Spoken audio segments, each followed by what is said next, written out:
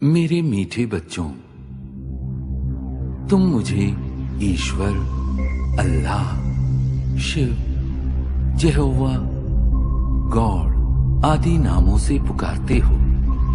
तुमने मेरे लिए मंदिर, मस्जिद, चर्च एवं गुरुद्वारे बनवाए।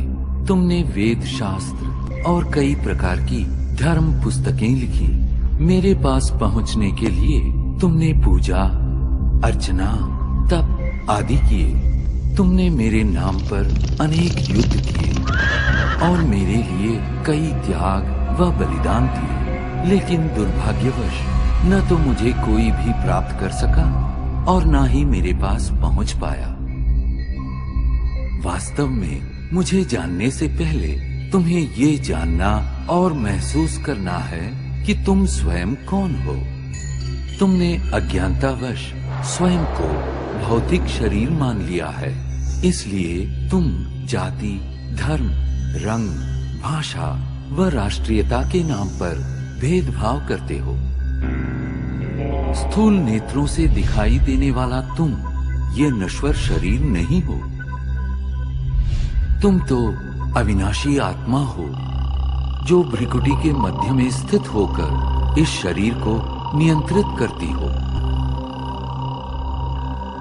अतः स्वयं को शरीर द्वारा कर्म करने वाली आत्मा अनुभव करो।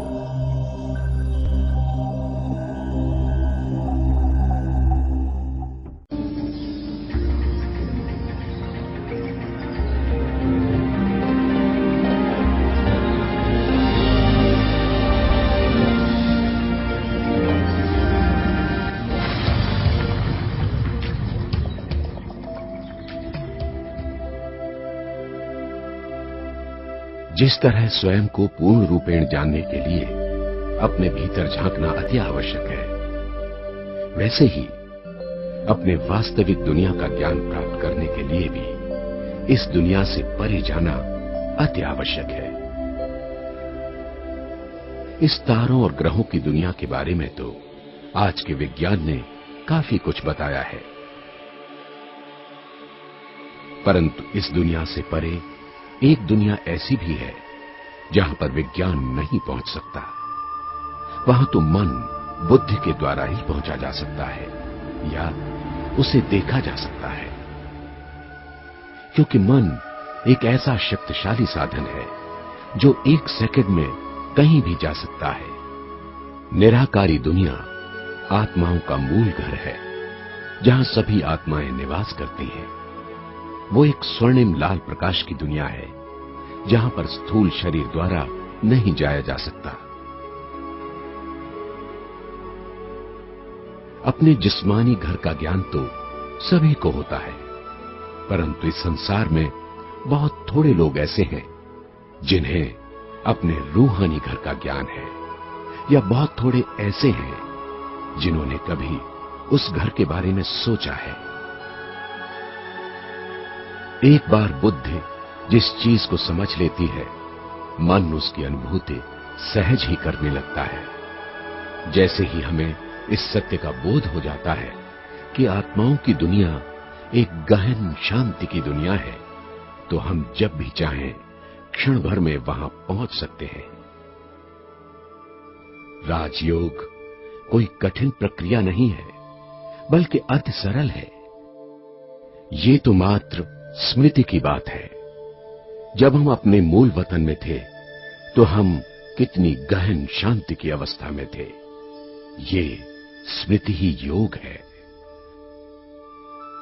आत्मा अपने मूल स्वरूप में एक ऊर्जा, एक ज्योतिकण है, तथा इस स्वरूप में गहन शांति है।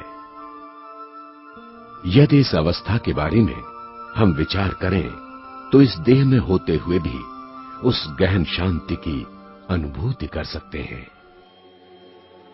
अंतरिक्ष यात्री प्रायः अंतरिक्ष की शांति के विषय में चर्चा करते हैं,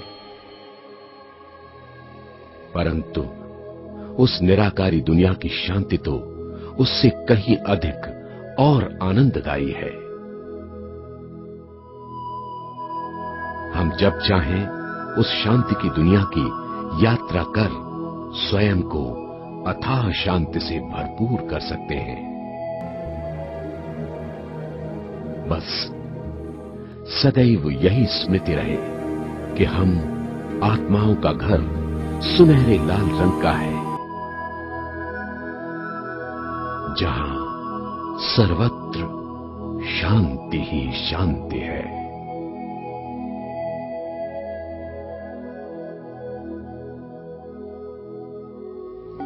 हमें यह ज्ञात हो चुका है कि शरीर द्वारा यहां रहते भी हम अपनी संकल्प शक्ति द्वारा उस शांत, तेजोमय और सुनहरे लाल प्रकाश के लोक का सैर कर सकते हैं, जहां पर हम आत्माएं निवास करती हैं।